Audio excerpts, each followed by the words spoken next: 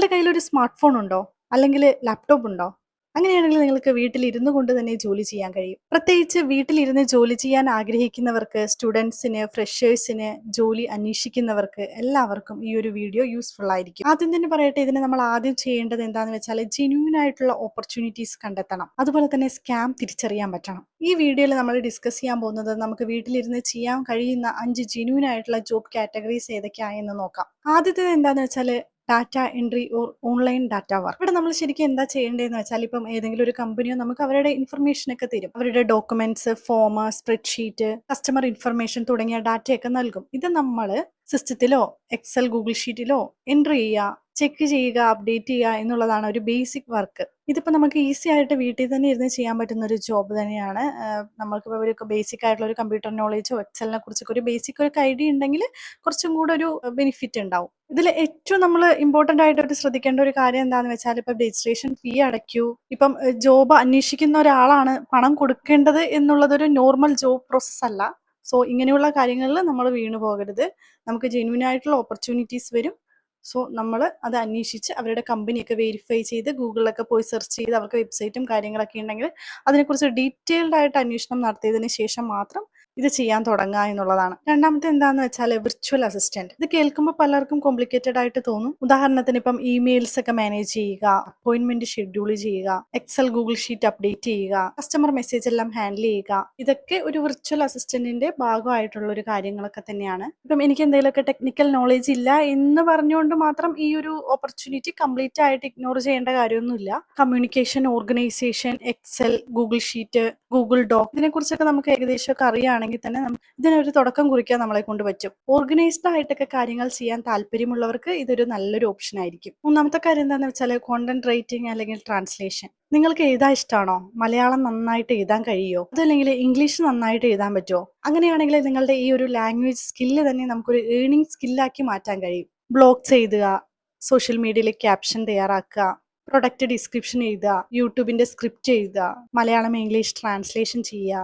ഇത്തരത്തിലുള്ള ഒരുപാട് freelance opportunities ഉണ്ട്. ഇതിനായിട്ട് നമ്മൾ ചെയ്യേണ്ടത് ഒരു 2-3 സാമ്പിൾ വർക്കൊക്കെ തയ്യാറാക്കി വെക്കുക. എന്നിട്ട് നമ്മുടേതായിട്ടുള്ള ഒരു പോർട്ട്ഫോളിയോ ഉണ്ടാക്കിയെടുക്കുക. അതിനുശേഷം ഈ ഒരു ഫ്രീലാൻസ് പ്രൊജക്റ്റ് ഒക്കെ അന്വേഷിക്കാൻ തുടങ്ങാം. അതായത് ഇപ്പം skill, portfolio, first client, experience, better opportunities.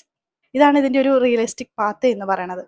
നാലാമത്തെ കാര്യം എന്താണെന്ന് വെച്ചാൽ ഓൺലൈൻ ട്യൂട്ടറിങ് അല്ലെങ്കിൽ ടീച്ചിങ്. ഇത് സ്റ്റുഡൻസിനും വർക്കിംഗ് പ്രൊഫഷണൽസിനും ഹോം മേക്കേഴ്സിനും എല്ലാവർക്കും ഒരു യൂസ്ഫുൾ ആയിട്ടുള്ള ഒരു കാര്യമാണ്. ഇപ്പം ഏതെങ്കിലും സബ്ജക്റ്റ് ഇപ്പം നമുക്ക് നന്നായിട്ട് അറിയാമെങ്കിൽ ഇപ്പം ഇംഗ്ലീഷോ സോഷ്യൽ സയൻസോ ഹിന്ദിയോ സംസ്കൃതമോ കമ്പ്യൂട്ടർ ബേസിക്സ് അല്ലെങ്കിൽ കോഡിംഗ്, മ്യൂസിക്, ഇപ്പം നമുക്ക് അറിയാവുന്ന ഒരു സ്കില്ല് മറ്റൊരാൾക്ക് പഠിപ്പിക്കാൻ കഴിയുന്ന ഒരു സ്കില്ല് കൂടെ ആക്കി മാറ്റാൻ കഴിയും. നിങ്ങൾക്കിപ്പം ഇംഗ്ലീഷ് നന്നായിട്ട് കമ്മ്യൂണിക്കേറ്റ് ചെയ്യാൻ പറ്റും, നിങ്ങൾക്ക് നല്ലൊരു സ്കില്ല് ഉണ്ടെങ്കിൽ നിങ്ങൾക്കിപ്പം സ്പോക്കൺ ഇംഗ്ലീഷ് പ്രാക്ടീസ് സെഷൻസ് നടത്താം. നിങ്ങൾക്കിപ്പോൾ കോഡിംഗ് ഒക്കെ നന്നായിട്ട് അറിയാമെങ്കിൽ നിങ്ങൾക്ക് ബിഗിനേഴ്സിനെ ടീച്ച് ചെയ്യാം. എനിക്ക് ജോലി ചെയ്യാൻ വലിയൊരു എക്സ്പീരിയൻസ് ഇല്ല എന്ന് പറയുന്നതിന് പകരം നമുക്ക് മറ്റൊരാൾക്ക് പറഞ്ഞു കൊടുക്കാൻ കഴിയുന്ന അല്ലെങ്കിൽ പഠിപ്പിക്കാൻ കഴിയുന്ന എന്തറിവാണ് നമ്മുടെ കയ്യിലുള്ളത് എന്നുള്ളത് നമ്മളൊന്ന് ആലോചിച്ച് നോക്കണം. അടുത്തായിട്ട് ഓൺലൈൻ റിസർച്ച് അല്ലെങ്കിൽ ഇപ്പോൾ customer support, data work. Online research എന്നുള്ളത് ഇപ്പം ഒരു കമ്പനിക്ക് ആവശ്യമുള്ള ഇൻഫർമേഷൻ ഒക്കെ നമ്മളിപ്പം ഓൺലൈനായിട്ടൊക്കെ സെർച്ച് ചെയ്തിട്ട് അതിനൊന്ന് ഓർഗനൈസ് ചെയ്തെടുക്കുക എന്നുള്ളതാണ്. ഉദാഹരണത്തിന് ഇപ്പോൾ ഒരു ബിസിനസ്സിന് 100 കമ്പനീസിന്റെ കോൺടാക്ട് ഡീറ്റെയിൽസ് വേണമെങ്കിൽ അത് നമ്മൾ റിസർച്ച് ചെയ്തിട്ട് അതിൻ്റെ ഒരു ഡീറ്റെയിൽസ് ഒക്കെ എടുത്തിട്ട് നമ്മളൊരു സ്പ്രെഡ്ഷീറ്റിലാക്കിയിട്ട് ഒന്ന് പ്രിപ്പയർ ചെയ്യേണ്ടി വരാം. അതുപോലെ തന്നെയാണ് കസ്റ്റമർ സപ്പോർട്ട് ജോലികളും റിമോട്ടായിട്ട് ഒരുപാട് ഉണ്ടാകാം. കസ്റ്റമേഴ്സിന്റെ ക്വസ്റ്റ്യൻസിനൊക്കെ ആൻസർ കൊടുക്കുക, ഓർഡർ സംബന്ധിച്ച ഇൻഫർമേഷൻസ് ഒക്കെ ഷെയർ ചെയ്യുക, ബേസിക് ആയിട്ടുള്ള ഇഷ്യൂസ് എന്തെങ്കിലുമൊക്കെ ഉണ്ടെങ്കിൽ അത് സോൾവ് ചെയ്യുക. ഇതാണ് ഒരു നോർമൽ ടാസ്ക് എന്ന് പറയുന്നത്. അതുപോലെ തന്നെ റിലേറ്റഡ് ജോബ്സ് പറഞ്ഞാൽ ഇത് ഇപ്പം റിലേറ്റഡ് എഞ്ചിനീയറോ അല്ലെങ്കിൽ ഇപ്പം ഡെവലപ്പേഴ്സ് ഇതൊന്നും അല്ല. ഇപ്പം ഉദാഹരണത്തിന് നൽകിയിട്ടുള്ള ഡാറ്റാസും ഇൻഫർമേഷൻ എല്ലാം ശരിയാണോ, യൂസ്ഫുൾ ആണോ എന്നുള്ളത് പരിശോധിക്കുക.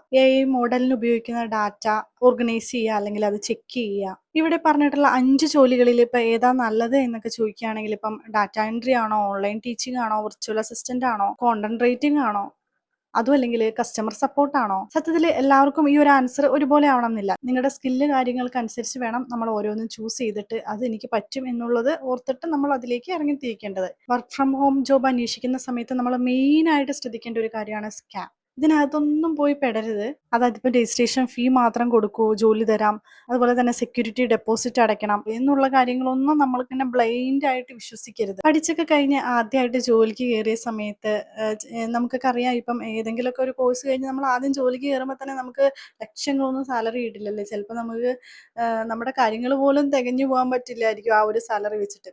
അങ്ങനെയുള്ള ഒരു സമയത്ത് ഞാൻ ചെയ്തിട്ടുള്ള ഒരു കാര്യമായിരുന്നു ഡാറ്റ എൻട്രി ജോബ്.